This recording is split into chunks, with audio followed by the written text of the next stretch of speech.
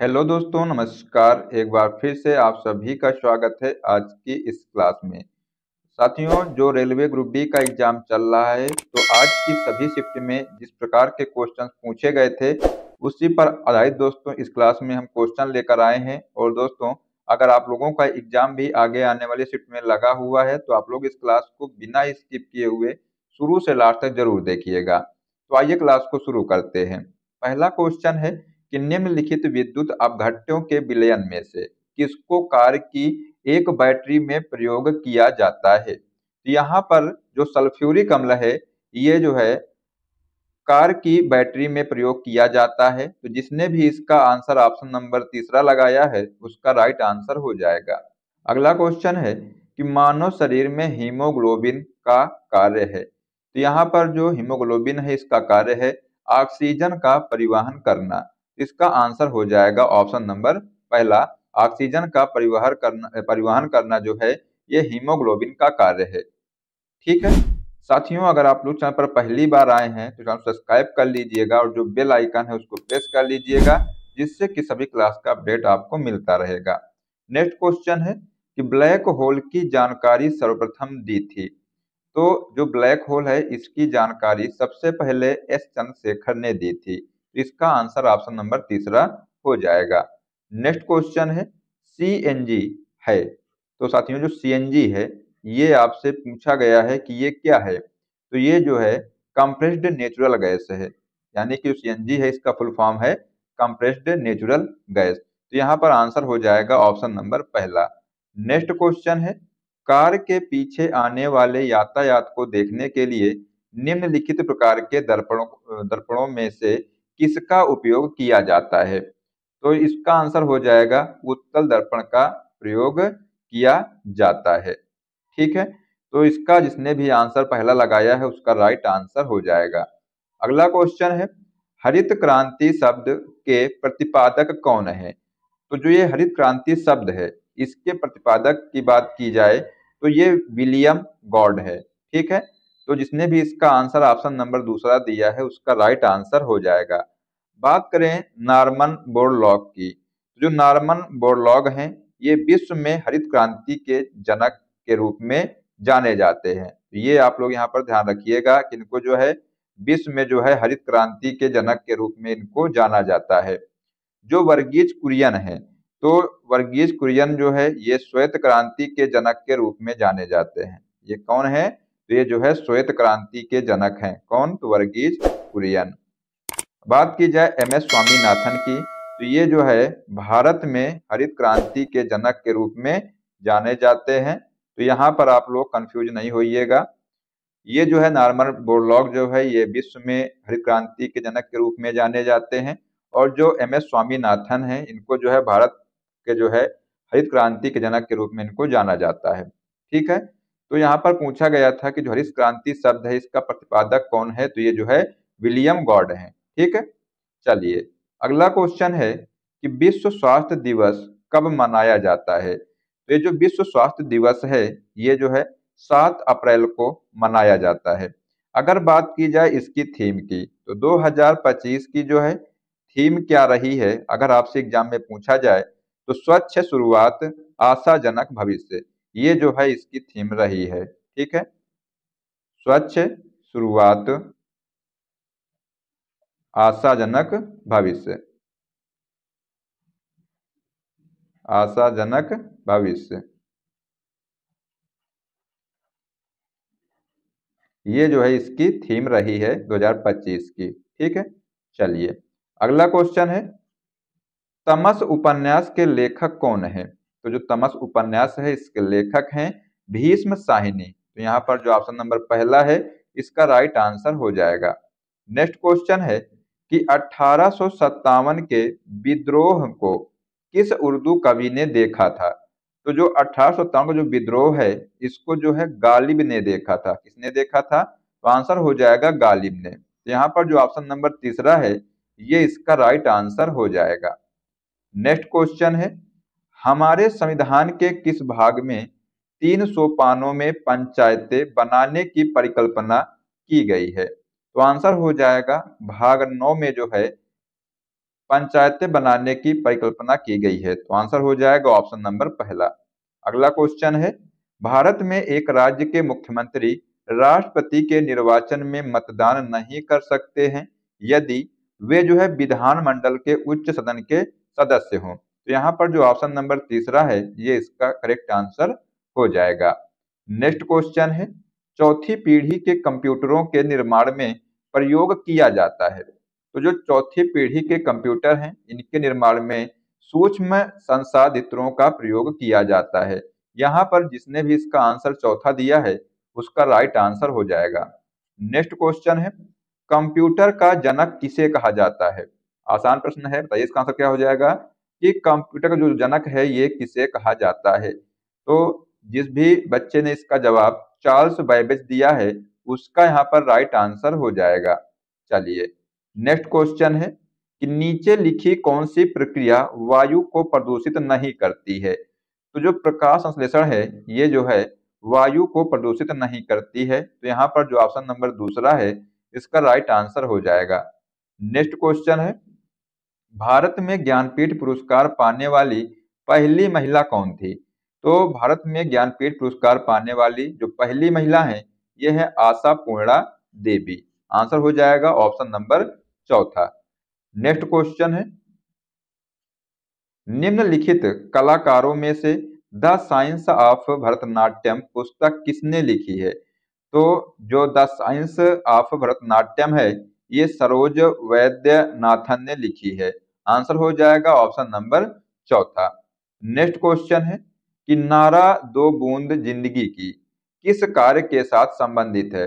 ये जो नारा है दो बूंद जिंदगी की ये जो है पल्स पोलियो से संबंधित है। आंसर हो जाएगा ऑप्शन नंबर तीसरा।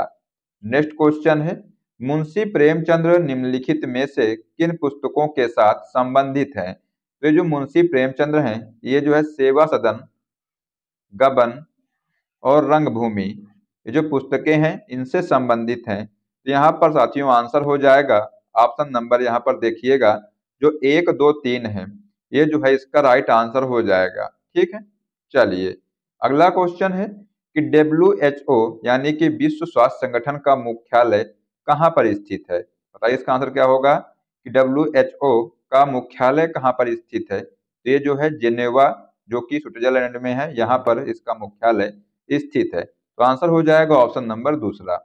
नेक्स्ट क्वेश्चन है, निम्नलिखित में से किस राजनीतिक दल को राष्ट्रीय राजनीतिक दल के रूप में मान्यता प्राप्त है? तो जो भारतीय कम्युनिस्ट पार्टी है इसको जो है राजनीतिक दल के रूप में जो है मान्यता प्राप्त है, मतलब कि राष्ट्रीय राजनीतिक दल के रूप में मान्यता प्राप्त है। अगला क्वेश्चन है, भारत में सबसे बड़ा जनजातीय समुदाय है। तो भारत में सबसे बड़ा जो जनजातीय समुदाय है ये है गोंड, इसको आप लोग याद रखिएगा। अगला क्वेश्चन है कि भारतीय संविधान का अनुच्छेद 370 संबंधित था। तो दोस्तों जो भारतीय संविधान का जो अनुच्छेद 370 है ये जम्मू कश्मीर राज्य से संबंधित था, लेकिन ये जो है 5 जनवरी 2019 को इसको निरस्त कर दिया गया है और जम्मू कश्मीर को जो है दो केंद्र प्रदेश में बांट दिया गया है। पहला है जम्मू और कश्मीर और दूसरा है लद्दाख। ठीक है, तो ये जो है आप लोग यहाँ पर ध्यान रखिएगा। चलिए अगला क्वेश्चन है, निम्नलिखित उच्च न्यायालयों में से कौन एक से अधिक राज्य या केंद्र शासित प्रदेश के लिए हैं? तो जो बम्बई जो उच्च न्यायालय है ये जो है एक से अधिक राज्य या केंद्र शासित प्रदेश के लिए है। आंसर हो जाएगा ऑप्शन नंबर चौथा। अगला क्वेश्चन है कि निम्नलिखित में से कौन सा नृत्य केवल अकेले किया जाता है? तो यहाँ पर आंसर हो जाएगा मोहिनी अट्टम जो है ये नृत्य अकेले किया जाता है। जिसने भी इसका आंसर ऑप्शन नंबर तीसरा दिया है उसका राइट आंसर हो जाएगा।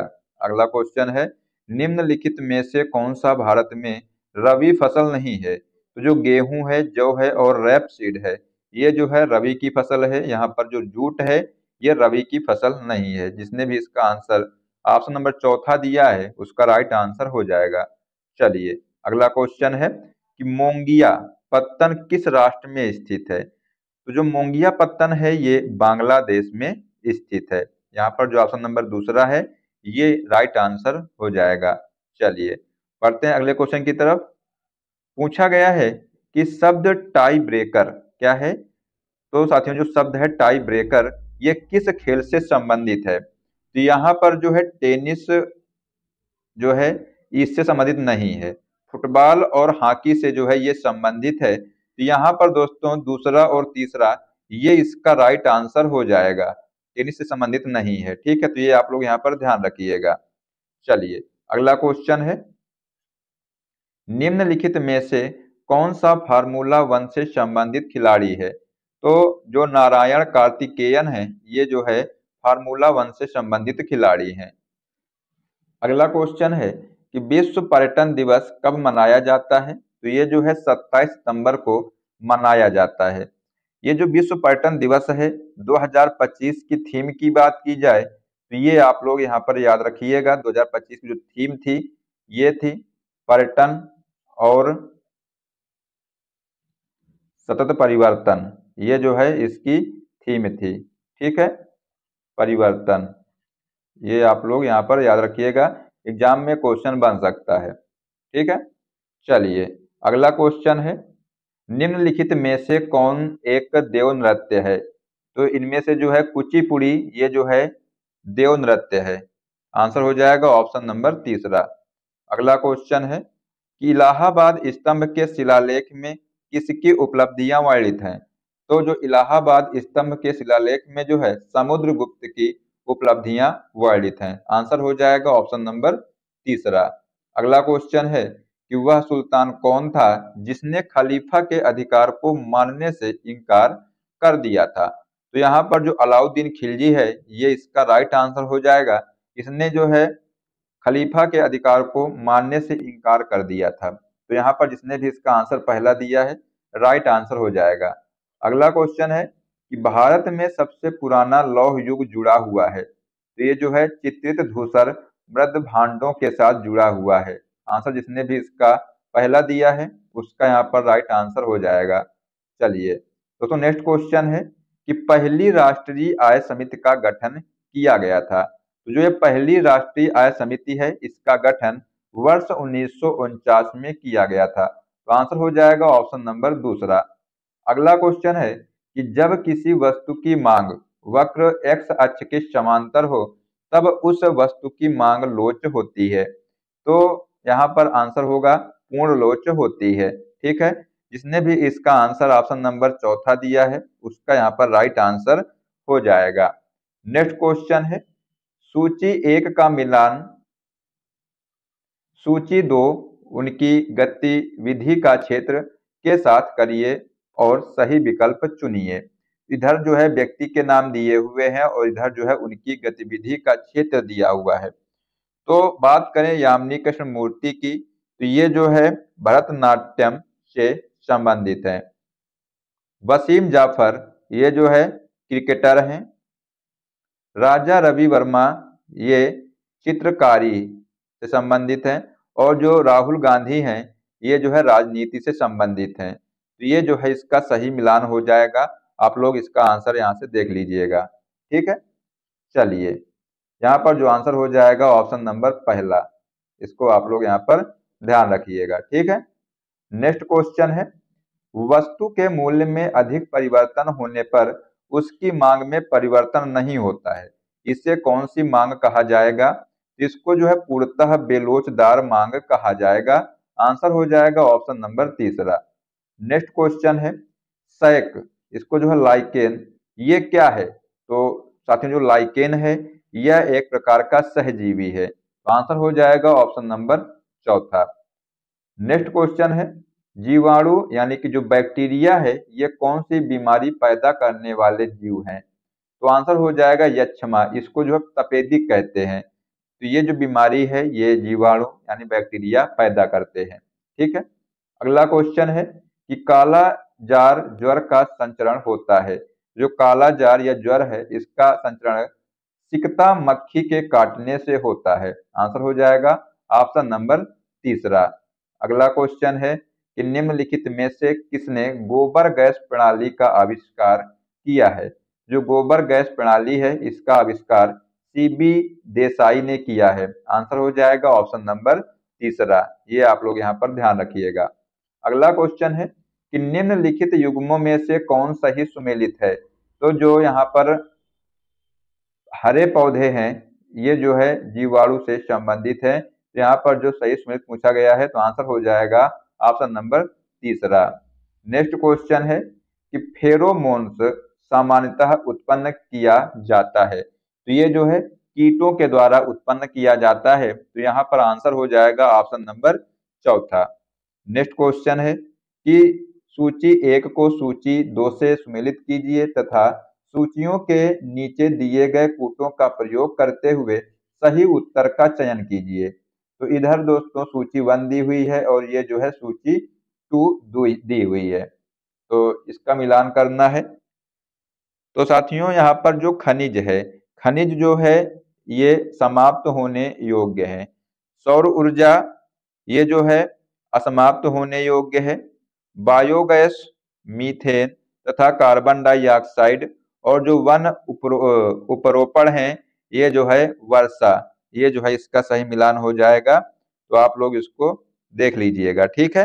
तो साथियों यहाँ पर आंसर हो जाएगा ऑप्शन नंबर जो पहला है ये इसका राइट आंसर हो जाएगा। चलिए अगला क्वेश्चन है कि निम्नलिखित में से कौन शक्ति तथा खाद दोनों दे सकता है। तो जो बायोगैस संयंत्र है ये जो है शक्ति तथा खाद दोनों दे सकता है। आंसर हो जाएगा ऑप्शन नंबर तीसरा। अगला क्वेश्चन है कि निम्नलिखित में से कौन सी बायोडीजल की फसल है। तो इनमें से जो जेट्रोफा है ये जो है बायोडीजल की फसल है। आप लोग इसको याद रखिएगा, ये क्वेश्चन एग्जाम में आ सकता है। अगला क्वेश्चन है कि वन्य जीव सुरक्षा अधिनियम पारित किया गया था वर्ष 1972 में। तो आंसर हो जाएगा ऑप्शन नंबर तीसरा। नेक्स्ट क्वेश्चन है कि निम्नलिखित ऊर्जा स्रोतों में से कौन सा पर्यावरण को स्वच्छ रखने के लिए सर्वोत्तम है। तो जो सौर सेल है ये जो है पर्यावरण को स्वच्छ रखने के लिए सर्वोत्तम है। जिसने भी इसका आंसर ऑप्शन नंबर चौथा दिया है उसका राइट आंसर हो जाएगा। नेक्स्ट क्वेश्चन है कि निम्नलिखित में से कौन प्रदूषण संकेतक पौधा है। जो लाइकेन है ये जो है प्रदूषण संकेतक पौधा है। आंसर हो जाएगा ऑप्शन नंबर तीसरा। अगला क्वेश्चन है जैव विविधता का सबसे महत्वपूर्ण पहलू है। जो जैव विविधता इसका सबसे महत्वपूर्ण पहलू है पारिस्थितिकी तंत्र का निर्वहन। तो ये जो है इसका राइट आंसर हो जाएगा। अब दोस्तों आइए अब आपको एक क्वेश्चन देते हैं जिसका आंसर आप लोग कमेंट बॉक्स में बताइएगा। क्वेश्चन है कि भारत में ज्ञानपीठ पुरस्कार पाने वाली पहली महिला कौन थी। ऑप्शन है महादेवी वर्मा, अमृता प्रीतम और महाश्वेता देवी, आशा पूर्णा देवी। तो इसका जो राइट आंसर है आप लोग कमेंट बॉक्स में बताइएगा। देखते हैं कितने बच्चे इसका सही जवाब दे पाते हैं। तो आज के लिए बस इतना ही। आशा करते हैं आपको क्लास पसंद आई होगी और अगर आपको क्लास पसंद आई है तो इसको लाइक कर दीजिएगा और साथ में अपने दोस्तों को भी शेयर कर दीजिएगा। दोस्तों अगर आप लोग चैनल पर पहली बार आए हैं तो सब्सक्राइब कर लीजिएगा और जो बेल आइकन है उसको प्रेस कर लीजिएगा जिससे कि सभी क्लास का अपडेट आपको मिलता रहेगा। अगर आप लोग इस क्लास की पीडीएफ चाहते हैं डिस्क्रिप्शन में टेलीग्राम लिंक दिया हुआ है उसको ज्वाइन कर लीजिए और वहां से जो है आप लोग इस क्लास की पीडीएफ को भी डाउनलोड कर सकते हैं। नेक्स्ट क्लास में जय हिंद, जय भारत, वंदे मातरम।